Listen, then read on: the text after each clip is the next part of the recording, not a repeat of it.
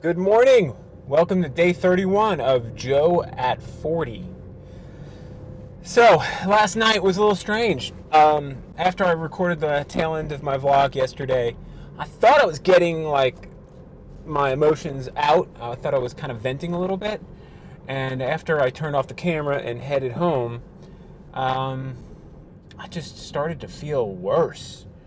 I felt like I kind of opened the door to some darkness and it started to consume me. So by the time I got home, I was just snapping at my wife and kids, just like, "Wah," in a bad mood. It was not good, which was kind of alarming to me. And then as I kind of settled down and you know, took a couple of deep breaths and thought about it, I realized something that I always, this drives me insane because I know better. I know what this is. I know what it is. And you say, yeah, you got into an accident. Your freaking brand new car just got completely wrecked and now you got to go through the hell of dealing with insurance companies. And no, that's not it. That's not it. I will tell you exactly what the problem was. You ready for this? It's because I got drunk on Saturday. And that's usually what happens to me. 2 to 3 days after I get drunk, I get really blue. I get depressed. So what happens is I go overboard with the alcohol. And I wouldn't even say I was overboard on Saturday, but I was definitely not, sober for most of the day until the evening. And that, once my body processes all that, there's definitely a sadness that overtakes me.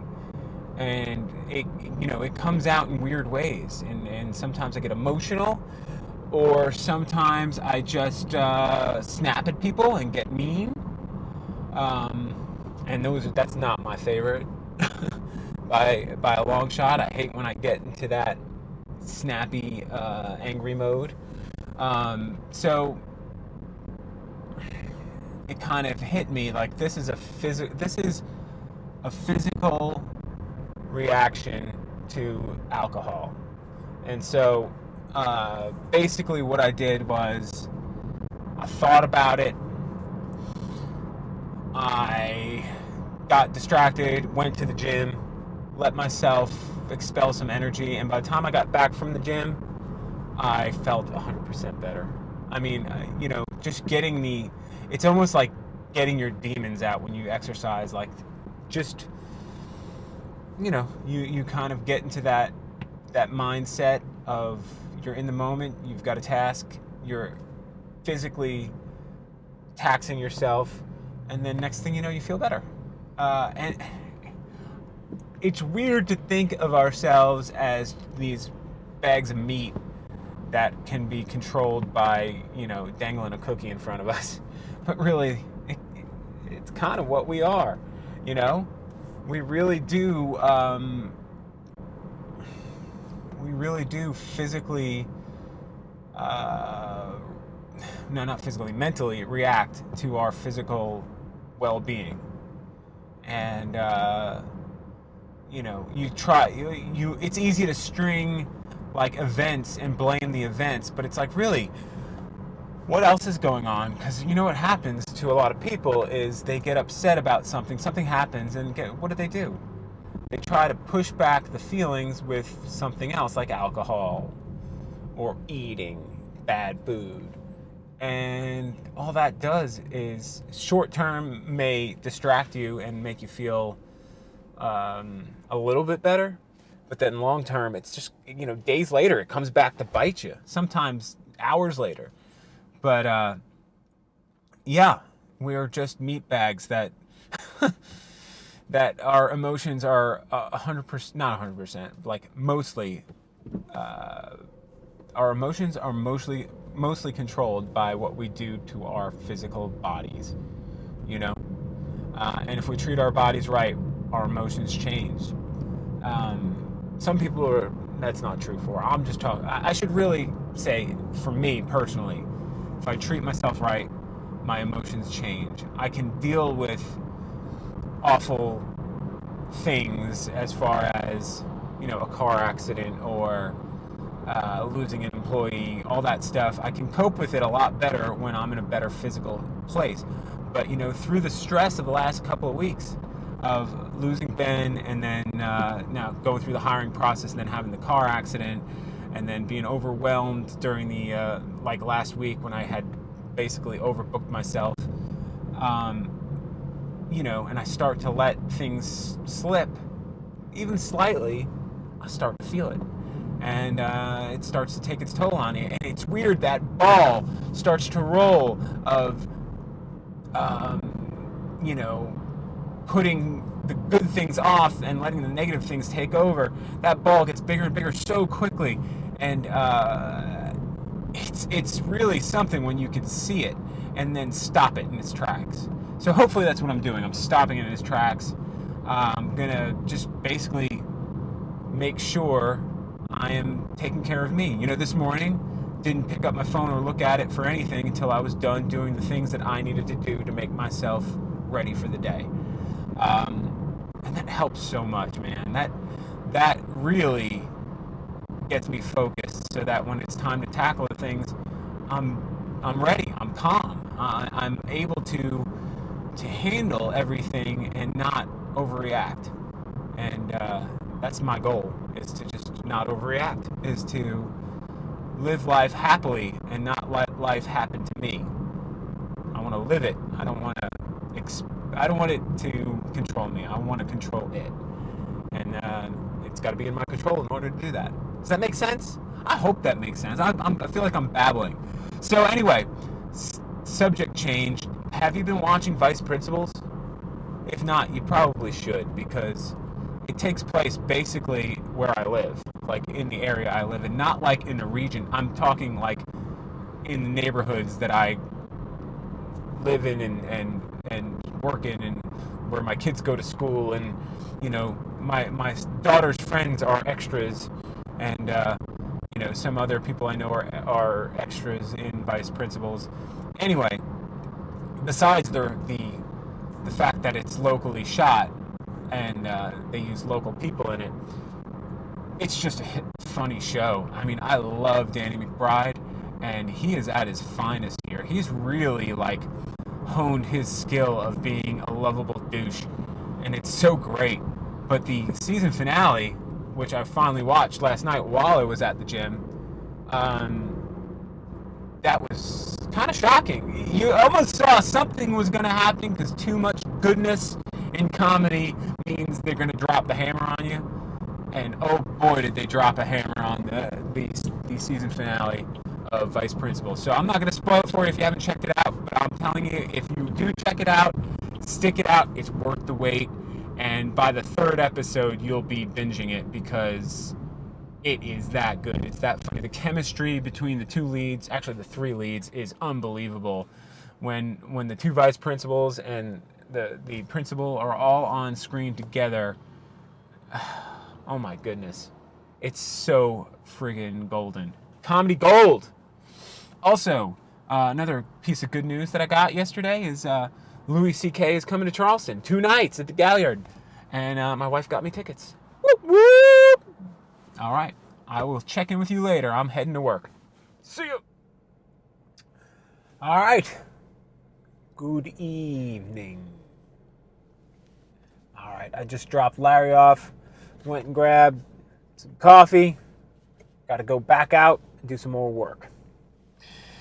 Oh, boy. I'm going to a really cool place, Medway Plantation. It's a privately owned plantation. It's not really a working plantation as far as, well, I guess it is a working plantation. They do tree farming. They do, but it's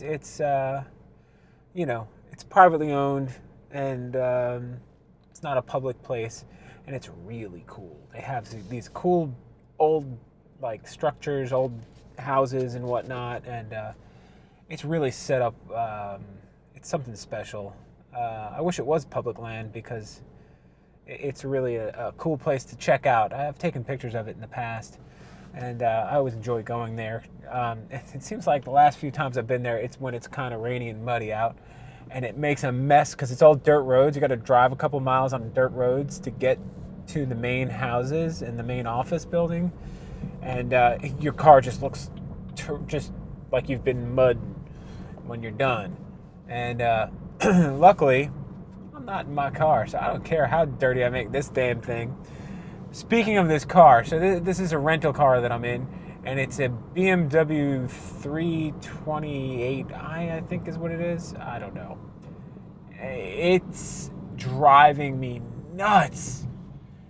I don't know. There's such, like today, the thing that's been driving me nuts is it has this economical mode, which of course I'm driving in because I'm like a hippie, but I am, I guess, whatever. So I've got it in the eco mode, which, you know, when you get to a stopping point, you know, if you're waiting at a red light or something like that. All right, I'm in the dark. Sorry. Well, anyway, oh, here we go. So here's what's going on. The video cut off because I got a phone call from my assistant, and then by the time I got off the phone with her, I had gotten to the Medway plantation, that client I was telling you about. And so at that point, I had to do work. And now it's getting dark. It's almost dark out. And that's it. So where was I? I had to re-watch the last minute of that video to see what the heck I was talking about. And I was talking about the car annoying me. And what was annoying about the car is that when the engine shuts off to save gas, you know, when you're at a stoplight, the steering wheel locks up. So you can't turn the wheel. So if you're sitting at a light for like an uncomfortable amount of time, the steering wheel is locked up. Like if you try to turn the wheel for whatever reason, let's say someone's coming at you from behind and they're going to rear end you, all of a sudden your wheel doesn't turn. You can only go straight, and it's only for like maybe a second, but it's so unnerving. It feels like the car is malfunctioning, and you start freaking out a little bit. So that's that's today's annoyance with the BMW. And it sounds so petty to be annoyed at a BMW. Seriously, it's a freaking BMW. I shouldn't be annoyed. I should be grateful that I'm driving in such a nice car, and it's driving me insane, this car. What are you going to do? Anyway, I'm in the dark. You can't see me. This is ridiculous, so I'm probably just going to shut this off. But I did have a nice encounter with some crazy birds that were stalking me while I was doing some work. And I took a couple pictures of them. And yeah, they were peacocks. Like one dude and two female peacocks that were just kind of following me around wherever I went. And that was kind of funny. So anyway, I will check in with you later. Maybe not today, maybe tomorrow. Well, definitely tomorrow. I shouldn't say definitely. Who knows? I might get struck by lightning right now. Anyway, it's too dark for me to do this. I just didn't want to leave that last video hanging with that thought of why I'm annoyed at an expensive car. Anyway, I sound so silly. I sound silly complaining about petty stuff. Oh, you know what? Well, who's watching this? Who's watching a dark thing of like trees going by? This is creepy video. If I were turning on YouTube and I saw this, I'd be like, what the hell kind of Blair Witch crap is this? So anyway, I did want to say the connection I have with this car, not this car that I'm driving, but my car, which was my 40th birthday present. You know, my wife gave it to me as a birthday. She didn't buy the whole car for me. She put a lot of money down as a down payment for it. And it was a surprise to me because I didn't know she was going to do that. And it was time for a new car for me anyway. So, and my daughter I don't need to explain it all. It doesn't matter. The connection I have to it, though, is every day I get into it, I just love that car so much. Not in a material way. It's just, it's a source of happiness. I spend a lot of time in my car Hence, most of the time I'm vlogging from the car because I'm driving around all the time. Right now I'm on a dirt road, so that's why I sound like I'm speaking from behind a fan or something, because it's bumpy. But I'm in the car all the time, and it truly is, every time I get in my car, it's a source of happiness. It's like a happy place. It's a zen place. Like, I get in the car, and just the little subtle things that I enjoy about that car do bring me happiness. And it's not that it's generating happiness, it's just a place of peace for me. And I hope it hasn't been tainted by this accident. I hope that when it gets fixed and I get back into it, I return to that place of happiness, and I'm sure I will. And I know it sounds shallow, I know it sounds just materialistic, but if it's something you spend so much time in, like I spend so much time in, it should be something that contributes to your well-being as far as your happiness, if you can afford it, if you can find solace in that thing, which it is still just a thing, then that's important. That is important. That you are happy in something that you spend so much time in. I think so. I mean, not everybody's able to say that like their car brings them happiness, and my car brings me happiness, and I can't wait to get it back. Sorry if that's shallow, sorry if that's materialistic. If I didn't have that car in my life, I'd still be happy. But because I do have that car in my life, and it does bring me happiness, I'm going to enjoy it. So there's that. There's my shallow explanation. I hope that makes sense. I hope it doesn't come off too shallow, but you know what? I'm not going to lie and say it doesn't. So maybe that's contributing to my hang-ups about this rental car. It's driving me nuts. Every time I get in the car, it's playing the wrong music application, and it drives me nuts. Every time I turn on the car, it starts playing this song that I don't want to hear from another application that I can't delete because it's the regular music app on my iPhone and not Spotify, which is what I use to listen to music. And it keeps picking up on this. It doesn't even start from like a different place. It starts from the same beginning of the same song every time I turn on the car, and it's making me insane. My car doesn't do that. My car, for some reason, knows to start whatever media I was listening to. If it was a podcast, or if it was Spotify, or if it was whatever, it starts from whatever I was just listening to. It doesn't go defaulting to the iTunes or Apple Music thing. Anyway, I'm checking out. Enough.